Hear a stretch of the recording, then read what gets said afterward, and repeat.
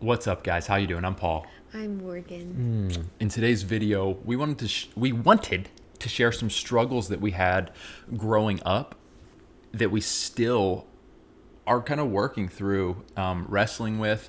I felt like this would be a really cool opportunity to get vulnerable, to open up with you guys. And I think when we make these types of videos, they are often very relatable, Yes. and that can be encouraging for the P and M fam. Yeah, something that I've just discovered as a mom is like when I hear other moms talk about like, oh, my baby did this. Oh, I felt this way. I'm like, oh, I'm not alone in the world. So hopefully you'll feel that way too. Love it. And when we made our videos, and if I can remember to link them, like how we're doing spiritually, and we did a part 1 and part 2, a lot of people appreciated those. Nice. And could relate to where we are on our spiritual journeys at the moment. So anyway, let's dive right into this. I think this is going to be a really good video. Yes. One moment though. Okay. If you're new here, make sure you subscribe. So we give commentary on culture, social issues, and faith to help you be in the world. But of the word. And also, you guys, patron movie night. Well, movie watch party. It's actually going to be in the afternoon. Yes. We are posting the dates. I think it's going to be December 9th or 10th. 10th.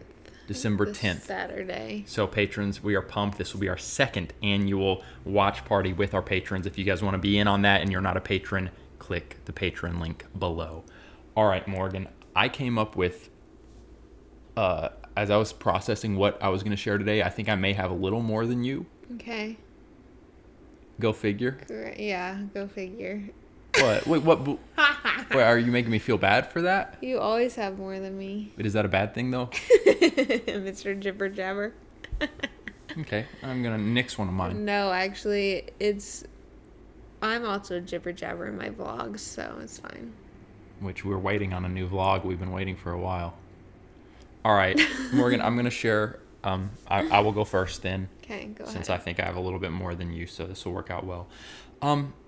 Morgan, as I was thinking, a sincere struggle, not just something that like popped up one day and I kind of battled it and beat it or whatever, but like something that was kind of recurring. Mm-hmm.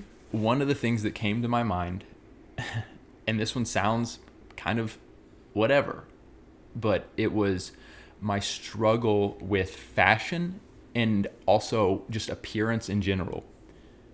And I remember growing up, even as a younger kid, and like I would go get a haircut, and my hair, like the Great Clips people, Great Clips.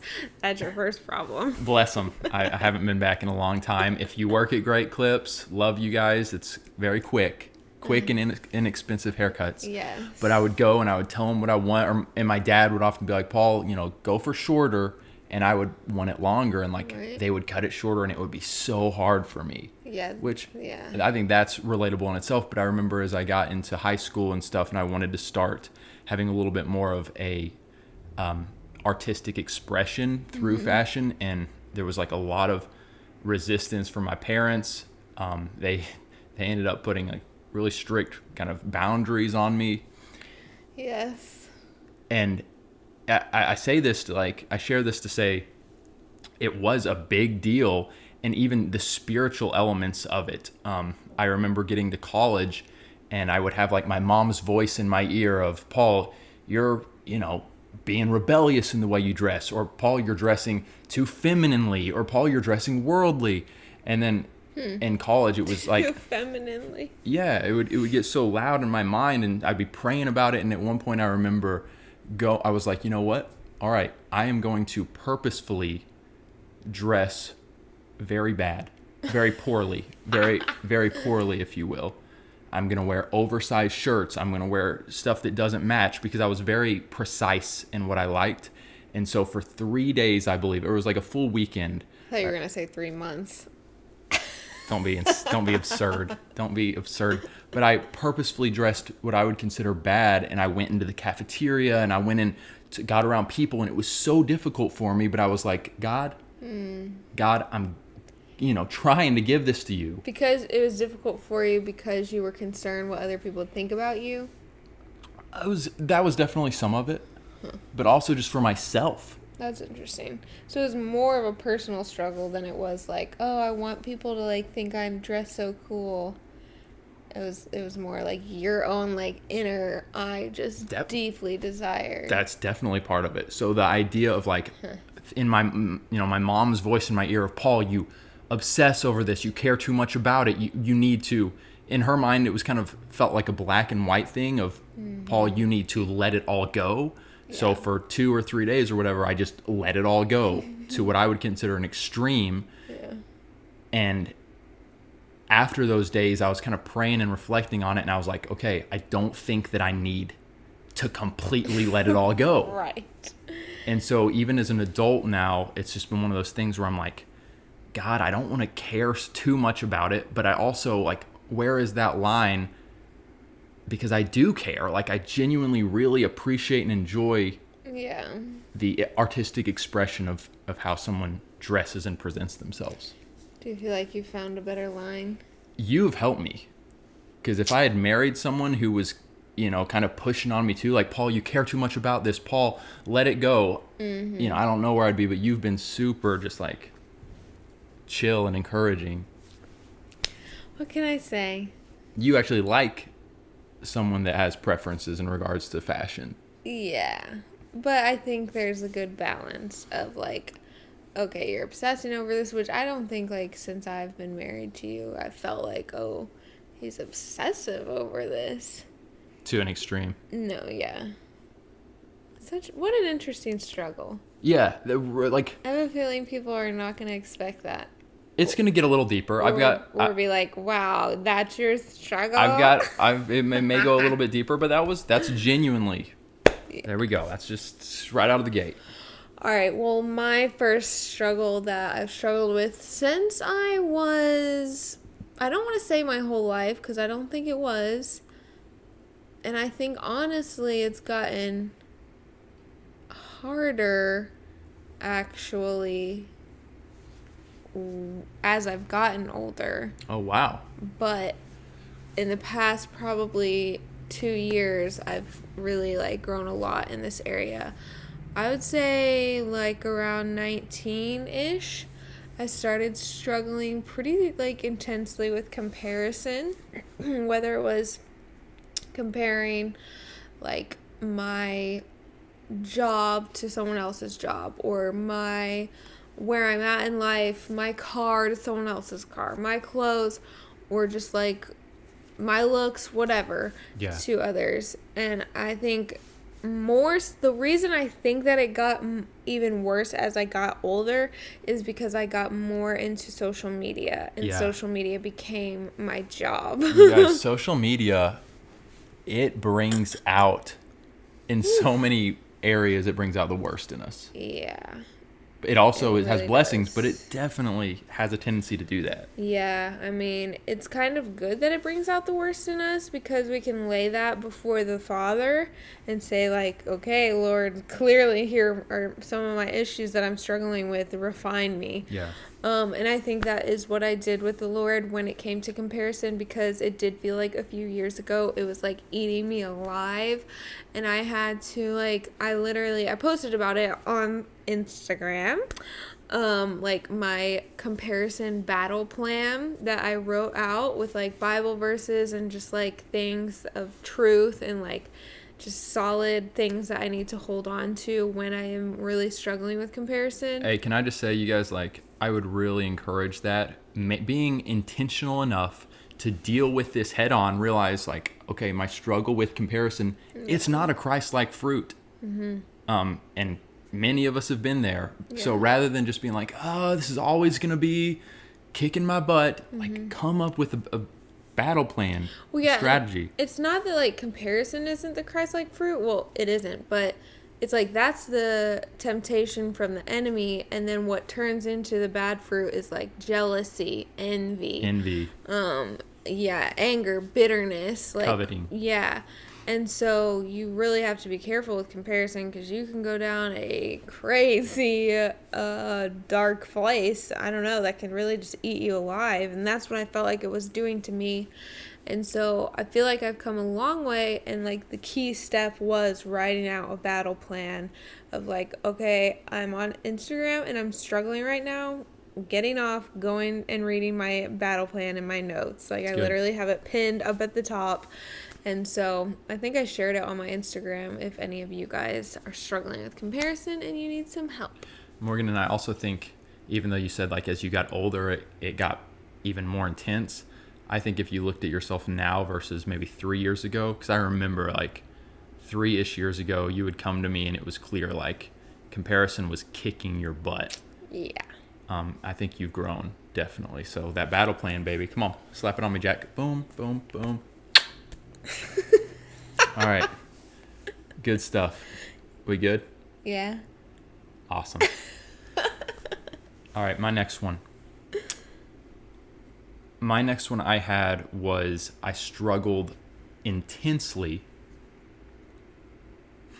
It's funny you like think back on some of your intense struggles and it's like, I don't think my parents knew that I struggled as intensely as I did. And I'm sure same with you. Yeah. Same with you guys. I don't think my siblings knew. I don't think my close friends knew. Right. But I struggled intensely with my faith walk, not in the sense of belief in God, not in the sense of whatever, but it was in the sense of like a deep pressure of, let me see how I worded it. Here's an example when it comes to like the pressure that I so often felt. I remember going on like a family trip, and it was maybe 4 or 5 days long, and during that time, we're with family, so everything's crazy, and I didn't have maybe my quiet time. And I remember literally like things are going off the rails, I'm collapsing, my quiet time, I need my quiet time. I don't feel like I'm close to God at all, everything's gone to pot. Yes. And then I also remember keeping in that like sphere of the quiet time stuff. I would like set a timer or be like, I'm going to spend this quiet time with the Lord every day. And if something happened and I wasn't able to spend that certain amount of time, like I had to cut it back, or maybe after the quiet time was over, like I felt like I had gotten distracted or didn't feel like the Lord met me like I was praying for him to. It was like, my faith walk is not good, my faith walk isn't right, and it would just start spiraling. And then I would kind of like a little bit of legalism. Yeah, call it what you want. Perhaps so. Yeah. And part of it, and I think maybe we'll see themes in what we're sharing, it like kind of reflects personality or some ADHD, OCD, this guy. But nevertheless, yeah, it was like it would mess with my like hours of the after my maybe quiet time of whatever. So praise the Lord, it's not what it was. Like I've grown so much, and I think it's through fellowship, through just have helped me, relationships, growth that I think we all should have if we're walking with the Lord in fellowship, reading his word. But there are still times when, and I actually remember, last thing I'll share on that, we were going to a church and I was kind of sharing some stuff, and the pastor said, Paul, here's really what you should do.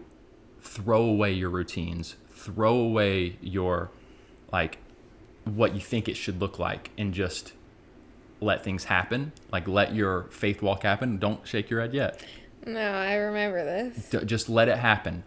Just pray when you want to pray, when it feels right, rather than like be intentional about it. Yeah. And so I tried that for a while, and that started messing with me, because it was like I think I came. But what if I feel like never praying? Exactly. I think I came to realize, Paul, with your personality, you do appreciate structure, but you need to chill. Yes. You need to find the balance.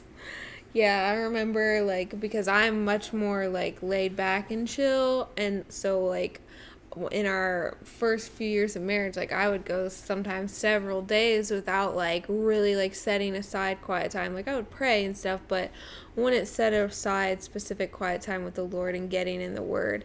And so Paul's rubbed off on me in that way, and I've rubbed off on you in that way of like, okay, quiet time doesn't have to look exactly like this every single day. It can look a little different each day.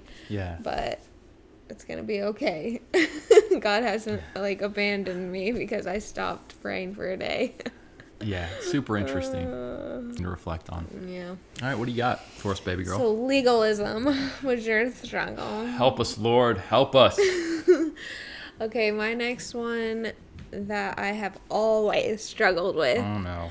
but that I have Oh, wait, grown someone in. said frozen. I think we're good. It's back. It's back. Something that I have struggled with my whole life is patience. And like, maybe everyone struggles with patience in one way, shape, or another, but meeting Paul and seeing how he responded to things, Froze again. Hold on. What? That is so weird. Are we good, you guys? Because it's not frozen on our end. Yeah. Are we good to go? It's So buffering weird. a little. Weird. It looks like perfect on our iPad. Hopefully you guys, man, yeah, it's weird. Yeah, hopefully we're good and we're just going to keep trucking. We good now, it's back. All right, keep going, Morgan. So, patience. Patience is what I've struggled with ever since I was a baby. And I thought that everyone struggled with it, and then met Paul and was like, okay, he does not struggle with patience until we had a child. But this isn't about you, it's about my struggle.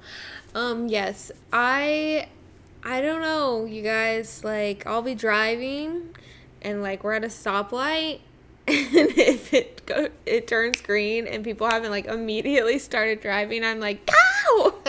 It's true. But I've gotten better about not yelling in my car at people. I will say, like, I've been pretty amazed at how much the Lord has grown me in patience with specifically having our little baby boy. Like, I'm like, whoa, Lord, you have brought me a long way. Like, my patience for my child is, like, insane. I literally said that the other day, as I find myself, like, you know, when he's crying and I'm like, he keeps crying, and I start to almost go into panic mode and like, this shouldn't be taking this long, whatever, and I'm just looking at Morgan and she's so patient with him, and I am like, wow, God, yeah. It's all That's God. amazing. Yeah. It's all God, and it's like, also I have been around babies more than Paul, so I realize it might take a little longer to get him to stop crying or like this or that, but it's all God.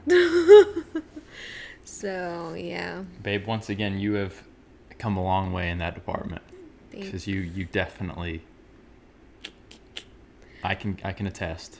Thanks. But it's still something that I need to grow in, specifically while driving. All right. Well, the Archon says he can relate on the driving. Yeah. Michaela says driving honestly brings out the worst in people. I really do. It really do. All right. Here we go. A struggle for me Yes. that was a very big thing growing up. Mm-hmm. Social anxiety. And I remember being, I mean, dude, you can look back and be like, it really was like, it started when I was pretty young. I don't know, maybe early high school. But I remember looking at friendships of like my friends and the way that they related with their friends. Even, I mean, yeah. And I would be like, they're so just natural with each other. And then I would like try to connect and build friendships. And I would find myself like overthinking things and just like getting nervous that I wasn't yeah, just in communication stuff, and it was very difficult for me, and even seeing, and I think I've talked about it a little bit before, but Yeah, every time you talk about it, I'm always like, that's so interesting, because I would not ever think that, because you seem so natural now around new people, your friends, like. that's okay. So I have kind of made some intentional tweaks to help with that, Yeah. because I know, like, I guess where I've come from. Mm-hmm. But yeah, I remember early high school, and then college, and there would just be times when I would just like be like, what is, why God? Like I would cry out to God and say, why do I have such a hard time with this? Why does it feel like I'm not connecting the way I desire to? Why do I get so anxious when literally I'm on the soccer team and it's me and another guy on the team, and we're just like walking from one place to another, and I'm like all up in my head. So it got pretty bad at times. It wasn't constantly that bad. Yeah. And I do think part of it was, I don't know. I mean, I think there's a spiritual element to it, honestly. Definitely. And as there is in so many things in life.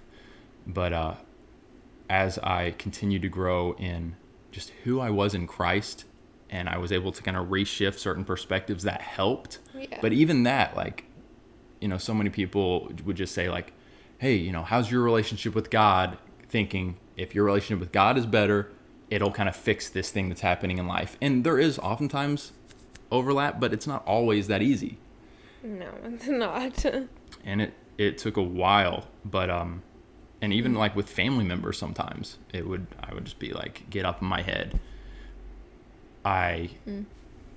Just one thing that I've kind of realized is I'm really sensitive to certain things, and like when it comes to food, caffeine, sugar, and if I'm like around maybe groups of friends, I will purposely stay away from that stuff a good amount of the time, because I know it can kind of make me even more anxious in the way that I communicate with people. Well, it's funny because when he eats like sugar or caffeine or whatever, like he actually gets more goofy, and he gets like afraid that he's gonna be too goofy, and people will like be like, "Whoa, Paul."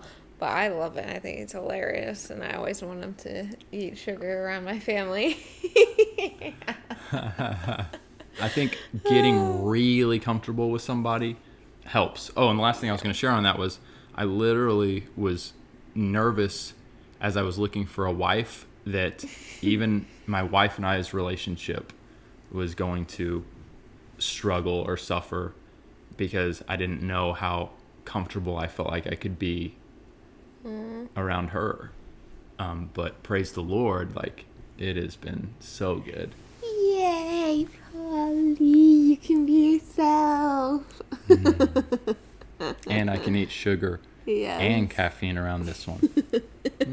Except that one time. Except that one time when he ate sugar.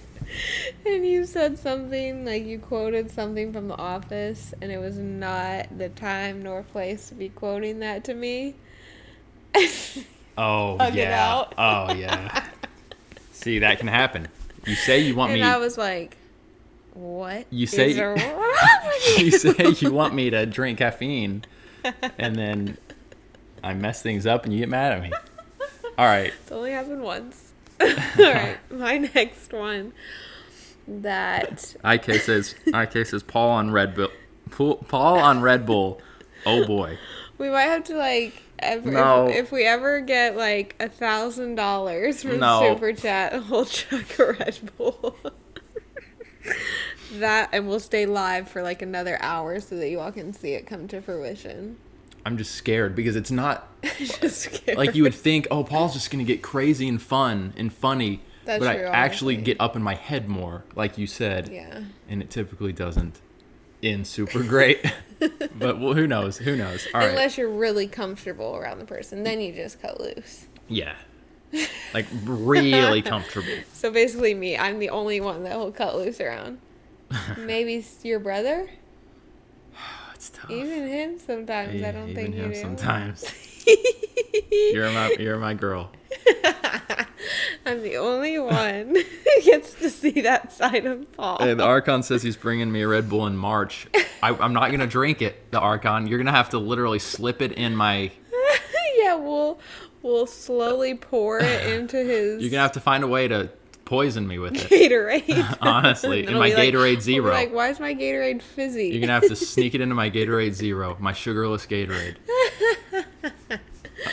All right, my last thing is, as you all know, I struggled probably from the age of 12. I started struggling with depression and anxiety. I didn't really know what it was when I was 12, but... That is interesting, yeah, like... Mm-hmm. When does it click that there's something not good here, not right here? Well, when I was 13, I went to my mom and was like, something's not right with me. Like, I'm not happy when I know that I should be happy. I remember that's how I explained it to her. And I was like, I know that I have a great family.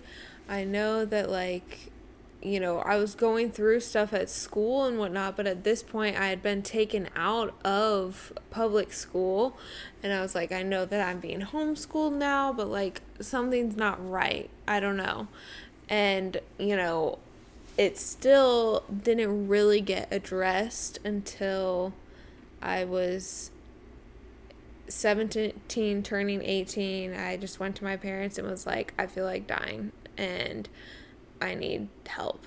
And they were like, okay, we did not realize that you were struggling with this that severely. And so that's when I started seeing a psychiatrist, and she was amazing. And she diagnosed me with borderline personality disorder, which comes with depression, anxiety, all kinds of fun things. Recently, or maybe we were just talking with someone, but just her, she was amazing, a blessing from God, and told me, Morgan, this is not a diagnosis that is going to live with you for the rest of your life. You can overcome this. You don't have to live with this like label on your life forever. Like, you work with me, grow, get in therapy, learn how to cope with things, and then overcome it fully one day. And that really like gave me a lot of hope. But from 17 to 23, I think is how old I was. Real quick, guys, it seems like the freezing. Oh, there it is. Yeah. Sorry. Hopefully the freezing stuff doesn't mess with the flow too much. Because yeah, it's weird. It's still frozen. Yeah, I don't know why it's struggling so much today. Okay, there we go. We're back. Just say like that last sentence again, Morgan.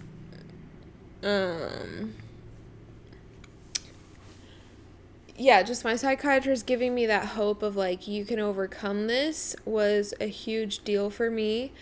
But I did continue to struggle with severe depression, anxiety, whatnot, until I was 23 is when I was fully delivered from all of that, praise God.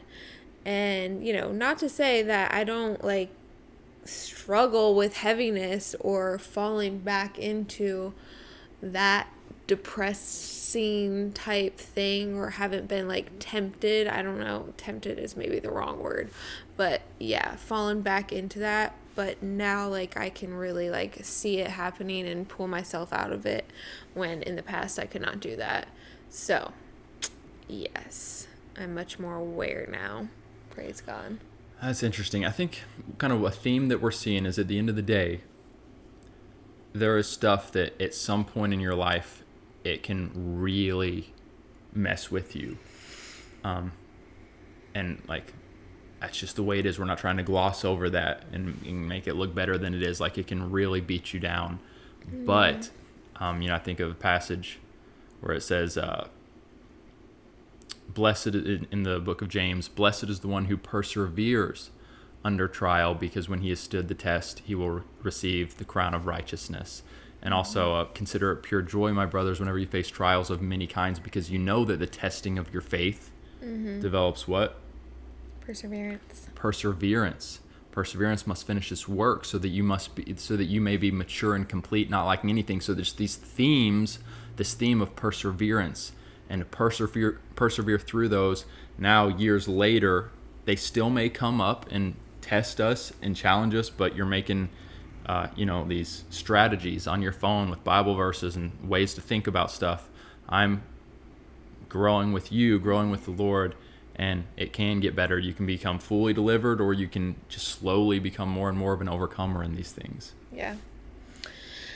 Yeah, it's good. It's good. Life is just a journey of being refined and defined by the Lord.